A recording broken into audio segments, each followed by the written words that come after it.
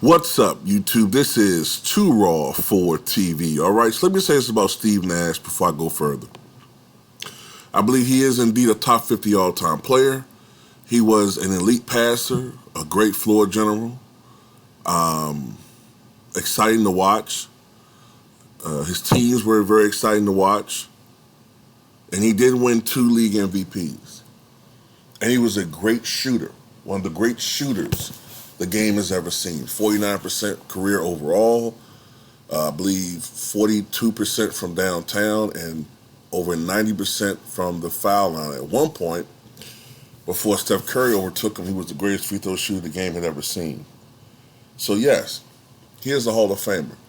The question is whether he belongs in the same sentence as Tim Duncan, Shaq, Kobe, LeBron.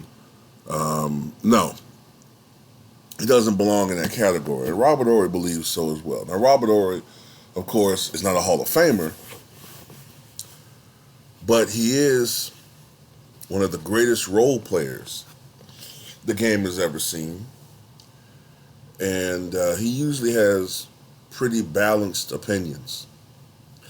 And this is what he had to say about Steve Nash recently. All right? On an episode of his podcast, Big Shot Bob. He talked about some of the players, the all-time greats, having only won one MVP, Shaq, Kobe. So this is what he said. Speaking of Kobe winning only one MVP, which is ridiculous, if you think about it, Shaq won one, Kobe won one, Steve Nash won two. I can understand what people like Jokic winning back-to-back. He legitimately had a better season this last season than the prior season. In Steve Nash's case, he had the exact same damn season. In that case, Jordan should have won the MVP every time he was in the damn league. He had to do something extraordinary to win MVP.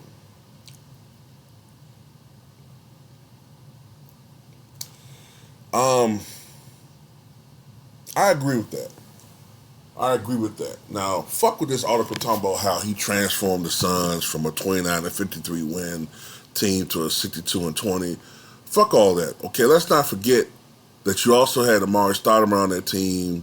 You also had, who else was on that damn team with him?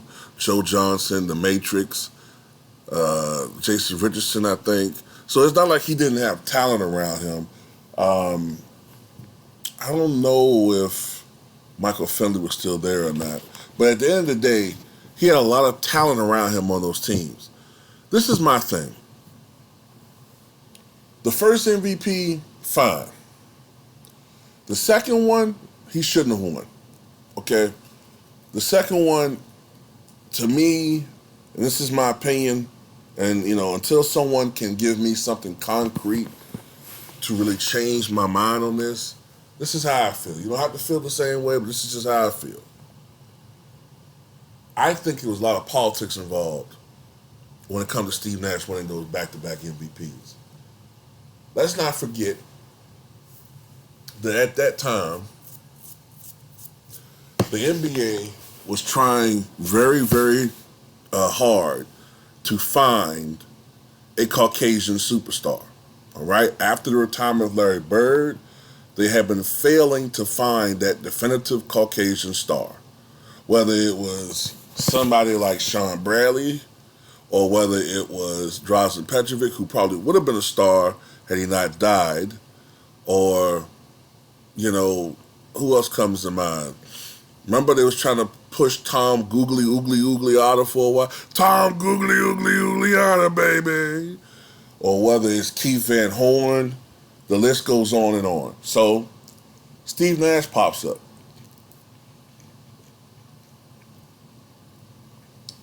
Got that factor involved. Then, in the 2000s, the league was starting to be perceived as too black. Dress codes and guys embracing hip-hop culture more so. As the old guard retired in the late 90s, everybody had cornrows. Allen Iverson, they picked on him First they used him and then they picked on him. Then you had the Malice at the Palace, which was another black eye.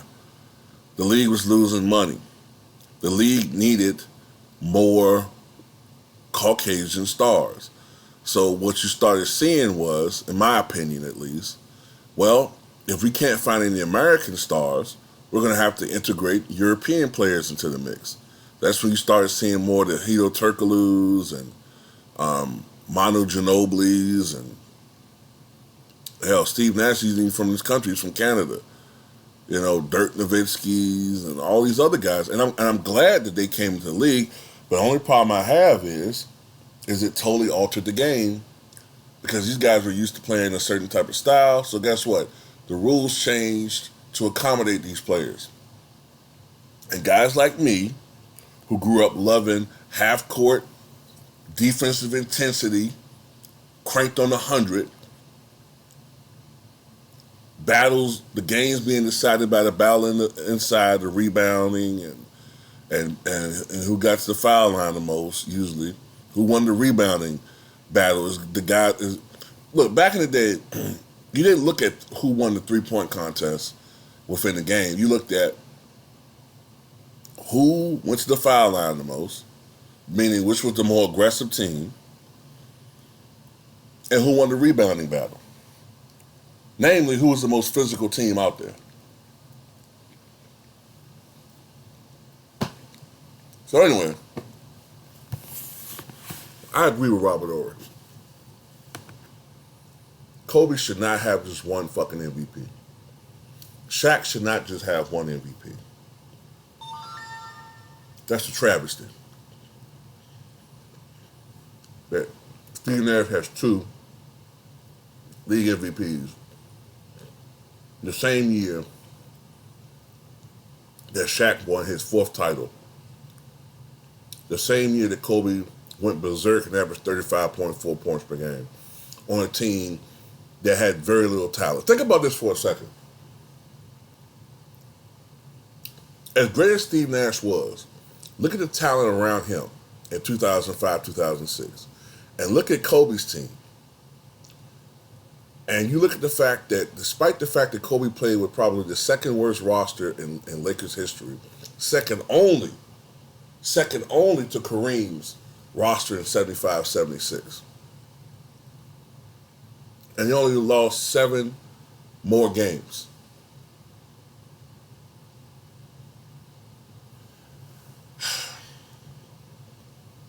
Anyway, tell me what you guys think.